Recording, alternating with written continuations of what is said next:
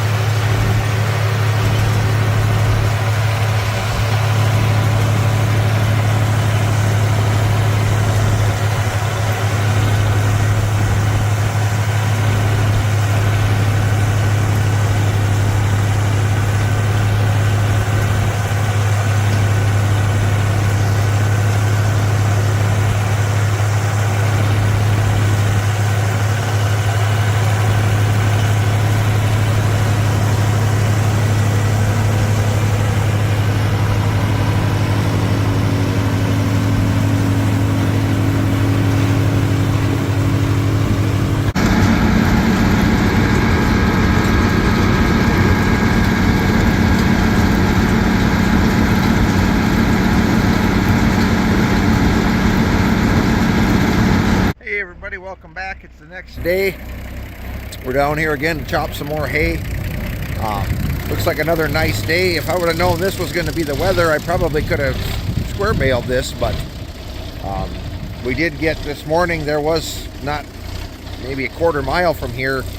There was a pretty heavy rain this morning, so it's one of them deals. If you're in the right path, you're going to get rain, but it seems like there's a fair bit of green underneath the hay yet, so I think we're doing all right moisture-wise. These two wagons, I only got 2 loads in yesterday. I filled them up full, and then they sat a little while, a few hours till Paul got here and we got the bagger set up and everything. And then we had a heck of a time unloading them. It settled and was really packed at the bottom. It just really fought us unloading them. And I think with the type of grass, it didn't help either, because that fine grass is a little bit longer. So, and these wagons, we always run them in high speed for the apron chain, and I've never had an issue. So I went to run them in low because I think that would have helped, but the low side on these wagons doesn't work. I knew the chain was missing, but their gear up on top isn't hooked up. I don't know, so that's got to be dug into a little more. But I don't have time to do that right now. And like I said, we really never have to run them in low, because they're not really extremely fast and high either. But it was a little bit faster than would have been ideal for this hay. But anyway, we're just going to do probably half full loads. My dad's going to come and chop so I can unload. See if we can get this. We got this field cut, and we got one more smaller field Paul cut yesterday. That hay was really heavy. I don't know if that's going to be enough to finish that bag, but we'll see. Then there's supposed to be a big chance of rain tomorrow night, and then it looks like a few more nice days again. So anyway, tractor should be warmed up. We'll get started.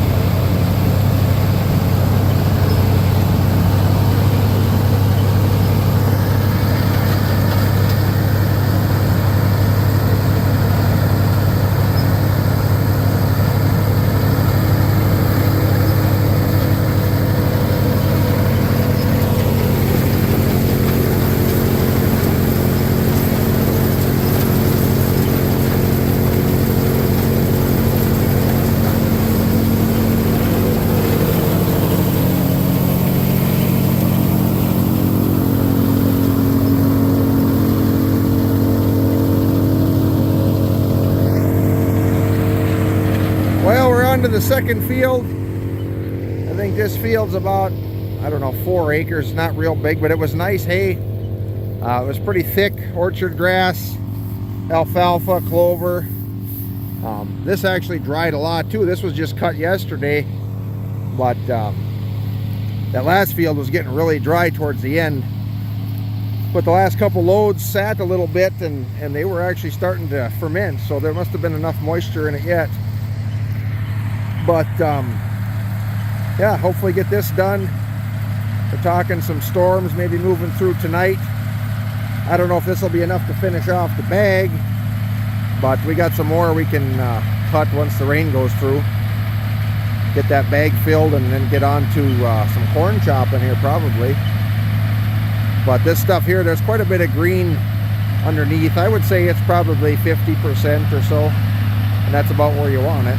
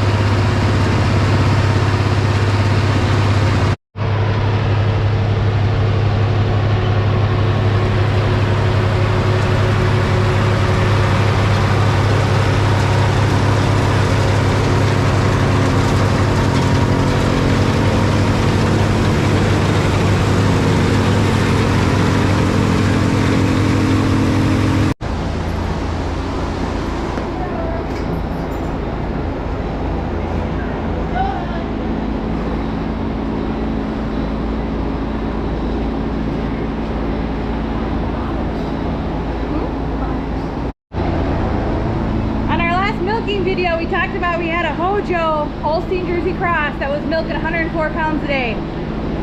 That is Spirit here, but she's actually now moved up. She's milking 112 pounds a day. So I'll double check for sure what lactation she's in. I'll stick it in the bottom here. But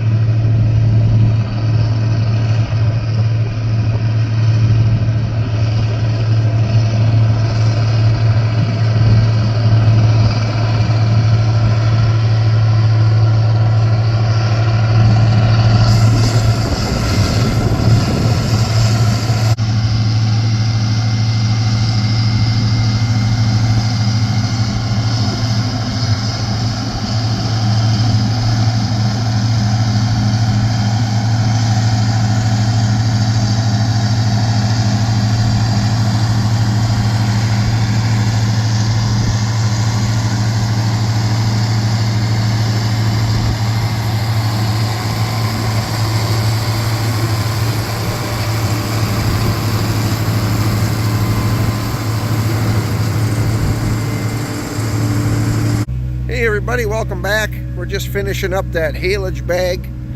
We got the bagger and everything all pulled off. We got the end sealed. What we're going to do now, since the last bag I had there with corn silage, we had trouble with the deer running up the kind of ramped end and running up and down the top of the bag, punching it full of holes. So on that end, we're going to take, I got some old round bales. We're going to kind of make a border around that end, so hopefully they can't get up on there as easy. So that's what we're working on now. Paul's got the skid steer. I'm going to take the 530. I can carry 2 bales with that, and I'll just carry bales back and forth to him, and he'll get them stacked up around there.